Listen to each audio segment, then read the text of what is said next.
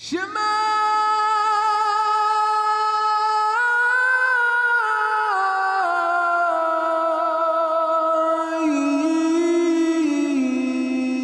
Israel. Hope you enjoy this next study. My name's Dee. This is my wife, Millie. So if you like what you see, subscribe and hit the notification bell. And if you wish to reach out to us, you can email us at devotedtoyah@gmail.com.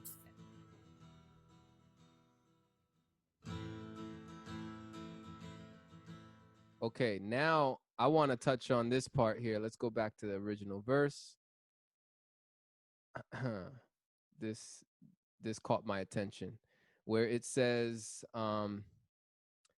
they have forsaken Yahuwah. I couldn't help myself and talk about this topic here. So we're going to get into what does that mean?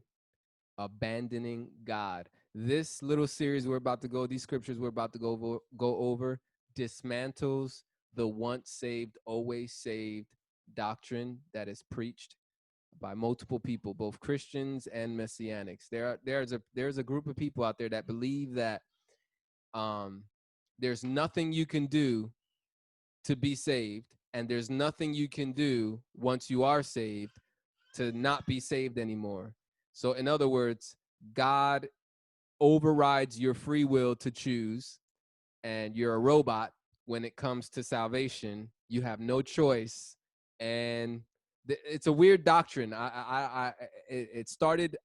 It goes a little bit before John Calvin, aka known as the Calvinist. But there are James, I think John Darby is another guy that's big on this belief.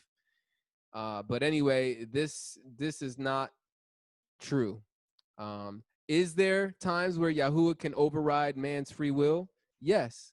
He creates humans. He created humans, and he can create any human he wants for any purpose he wants. This is his movie. This is his book, and he makes the characters within his own movie, and he writes the scripts. But overall, in a large way, the Bible promotes free will, our ability to choose between good and evil. And these scriptures are going to prove that.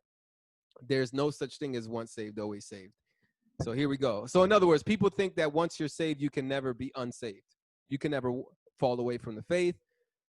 If you do, some of them say if you do stop believing in God, it's because you were never saved to begin with.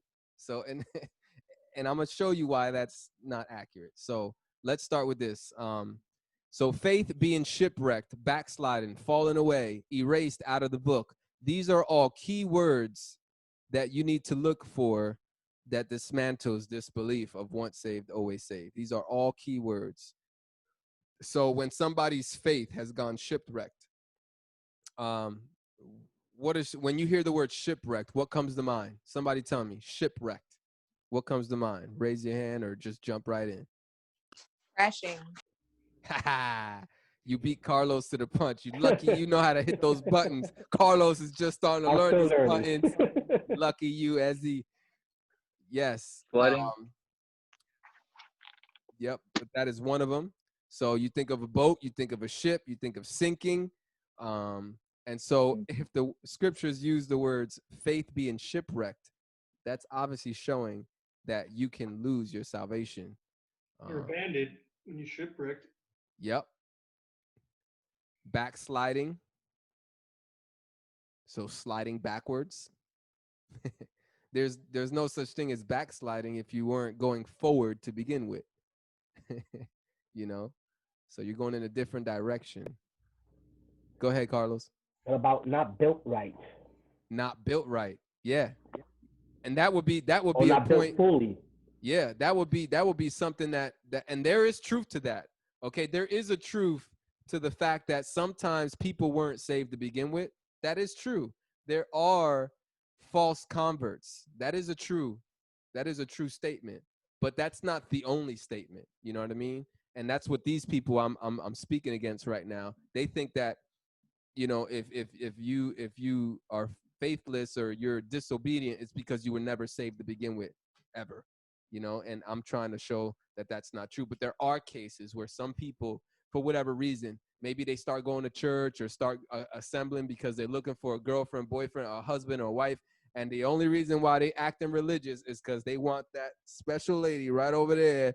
And so they're going to play their game, you know, and they're really not true believers. And then years down the road, we start to find out they were never really about it. So people have different motives for becoming believers. Maybe some people want popularity. Some people want praise from other people, because you get a lot of praise and affirmation when you come to a loving community, you know, that emphasizes love. And, you know, so some people like that. But anyways, let's get into it. Galatians chapter 5, verse 4. Here we go. Galatians chapter 5, verse 4. It says, you have become estranged from Messiah. There's another word for this. You who attempt to be justified by law, you have fallen from grace. What is this talking about? This is not talking about people obeying the law, and obeying the law now makes you fall from the Messiah. That's not the context of the book of Galatians. If you want to look at my series on the book of Galatians, it's in my playlist at devotedtoyah.com. We did all chapters, verse by verse. Excuse me. So go see that. But Galatians is talking about how people, they start preaching the gospel, saying that you're not saved unless you obey all of the law of Moses first, and unless you're circumcised. So they make the whole list of the law of Moses a checklist that you have to check off and get right first before you can be saved. And the answer to that is nobody's ever done that. Nobody's ever attained that. That is not a correct, proper expectation as a starting point for somebody who's new in the walk. Okay? Nobody was made righteous by following all of God's laws first. No one.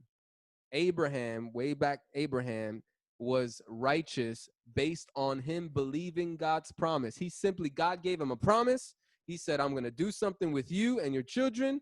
And Abraham said, I'm going to believe that you're going to follow through on what you said. And in that moment, God said it was counted to Abraham as right. It was put on his account of righteousness for him to believe God. So we are declared righteous today in Messiah by believing the gospel, believing with our whole heart, you know, that he died for our sins. He resurrected from the dead, and he ascended into heaven, and he's coming back for us. We believe that whole message, that he died for us, and I plead my allegiance to him. Boom. In that moment, as soon as you make that decision in your mind and you confess it with your mouth and you let it be known, you're saved, you're righteous, you're a child of God now. It's just as you don't have to go through this checklist of do's and don'ts. But none of us would be able to be saved. We would never meet that expectation. So anyway, that's what the book of Galatians is about. And there are people who have become estranged from Messiah. Why? You who attempt to be justified by law. So there are some people that were saved by God's mercy and grace. The Spirit fell on them. Wow, they were able to see signs, wonders, and miracles in the book of Acts. And then they let these circumcision party people come in with a different gospel and say, oh, listen, we got to start telling people the truth, that they need to get circumcised first and obey the law of Moses. And so these guys start listening to those false teachers, and then they start going around preaching that same gospel. This is who Paul is talking about. You who attempt to be justified by law, you think that you were saved by your own obedience when you were saved by God's death and resurrection. You were saved by his bloodshed, by what he did for you, and you forgot about that. And now you're going a carnal way. You're focusing on the physical. You're focusing on what you can do. And that's where the problem lies. There's nothing wrong with obeying the law as long as you're doing it in proper faith. Proper faith. Faith is first in Messiah. You keep that in the center. You keep that on the foundation, and you build off of that. You don't now get rid of faith and get rid of belief and now start making a checklist of obedience. Anyway, I'm going to move on.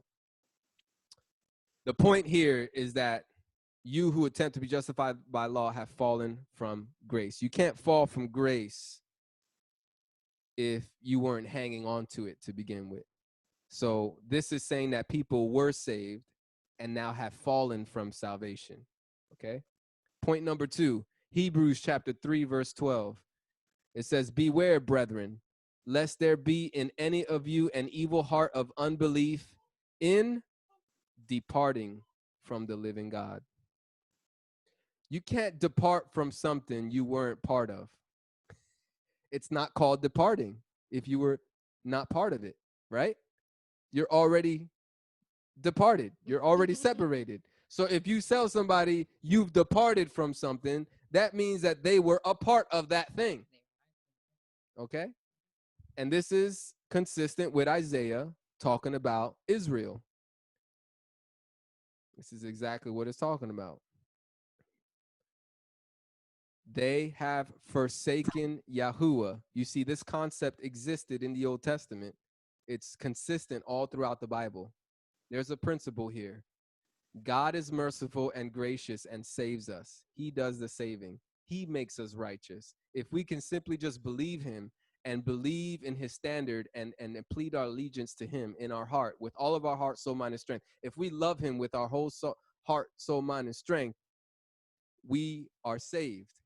But if we choose to go the wrong way, if we choose to take the rabbit trail and start going the wrong way, we can forfeit that position.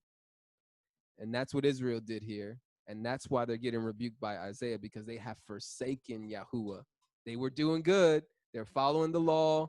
They're praying. They're doing their prayers every day, and they're reading the scriptures, and they're following the way and the standards and the culture and the religious requirements. But somewhere along the way, the generations started forgetting. Let us not do the same.